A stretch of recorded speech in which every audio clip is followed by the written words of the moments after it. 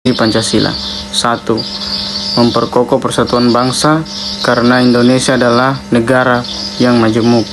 2. Mengarahkan bangsa Indonesia menuju tujuan dan menggerakkan serta membimbing bangsa Indonesia dalam melaksanakan pembangunan.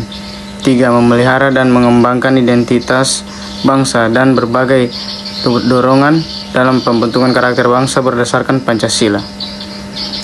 5. Menjadi standar nilai dan dalam melakukan kritik mengenai keadaan bangsa dan negara. Fungsi ideologi Pancasila.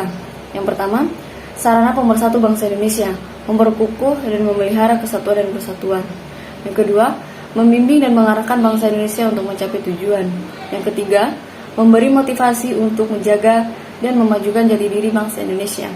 Yang keempat, menjadi pedoman hidup bangsa Indonesia untuk menjaga keutuhan negara. Yang kelima, menumbuhkan jiwa nasionalisme dan patriotisme. Ideologi juga disebut a system of ideas yang akan mengatur seluruh hasil pemikiran tentang kehidupan. Pengertian ideologi. Ideologi berasal dari kata idea dan logi. Idea yang artinya gagasan dan logi artinya pengetahuan.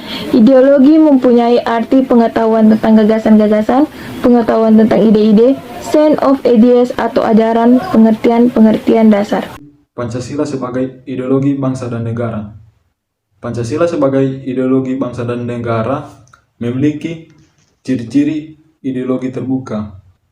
Ciri-ciri ideologi terbuka memiliki 5 ciri-ciri. Yang pertama, merupakan kekayaan rohani, moral, dan kebudayaan masyarakat falsafah. Jadi, bukan keyakinan ideologis sekelompok orang, melainkan kesepakatan masyarakat. Yang kedua, tidak diciptakan oleh negara, tetapi ditemukan dalam masyarakat sendiri. Ia adalah milik seluruh rakyat dan bisa digali dan ditemukan dalam kehidupan mereka. Ketiga, isinya tidak langsung operasional, sehingga setiap generasi baru dapat dan perlu menggali kembali falsafah tersebut dan mencari implikasinya dalam situasi kekinian mereka. Yang keempat, tidak pernah memaksa kebebasan dan tanggung jawab masyarakat, melainkan menginspirasi masyarakat untuk berusaha hidup bertanggung jawab sesuai dengan falsafah itu. Yang kelima, menghargai pluralitas sehingga dapat diterima warga masyarakat yang berasal dari berbagai latar belakang budaya dan agama. Perbedaan ideologi terbuka dan ideologi tertutup. Pertama, ideologi terbuka inklusif, yaitu memposisikan dirinya ke dalam posisi yang sama dengan orang lain atau kelompok lain sehingga membuat orang tersebut dapat berusaha. Ideologi tertutup adalah ajaran atau pandangan dunia atau yang menentukan tujuan-tujuan dan norma-norma politik dan sosial yang dinyatakan sebagai kebenaran yang tidak boleh dipersoalkan melainkan harus dipatuhi. Pancasila sebagai ideologi terbuka. Pancasila merupakan ideologi terbuka. Hal ini dimaksudkan bahwa ideologi Pancasila bersifat aktual, dinamis, antisipatif, dan senantiasa mampu menyelesaikan dengan perkembangan zaman, ilmu, pengetahuan, dan teknologi, serta dinamika perkembangan aspirasi masyarakat.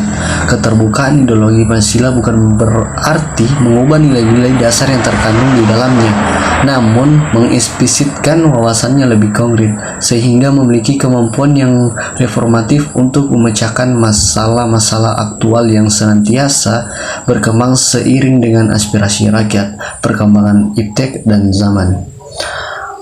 Dari segi sosiologis, Karl Mann membedakan dua macam kategori ideologi, yaitu ideologi yang bersifat partikular dan ideologi yang bersifat komprehensif.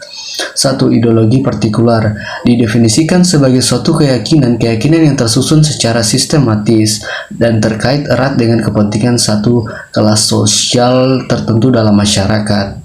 2. Ideologi komprehensif didefinisikan sebagai suatu sistem pemikiran yang menyeluruh mengenai semua aspek kehidupan sosial. Dalam ideologi ini, terdapat suatu cita-cita yang bertujuan untuk melakukan informasi sosial secara besar-besaran menuju bentuk tertentu. Ciri-ciri ideologi terbuka merupakan kekayaan rohani, moral, dan kebudayaan masyarakat falsafah. Tidak diciptakan oleh negara, tetapi ditemukan dalam masyarakat sendiri. Isinya tidak langsung operasional, sehingga setiap generasi baru dapat dan perlu menggali kembali falsafah tersebut dan mencari implikasinya dalam situasi kekinian mereka. Tidak pernah memaksa kebebasan dan tanggung jawab masyarakat, melainkan menginspirasi masyarakat untuk berusaha hidup bertanggung jawab sesuai dengan falsafah itu. Menghargai pluralitas sehingga dapat diterima masyarakat yang berasal dari berbagai latar belakang budaya dan agama. Ideologi tertutup bersifat dogmatis dan a priori. Dogmatis berarti mempercayai suatu keadaan tanpa data yang valid. Sedangkan a priori yaitu berprasangka terlebih dahulu akan suatu keadaan.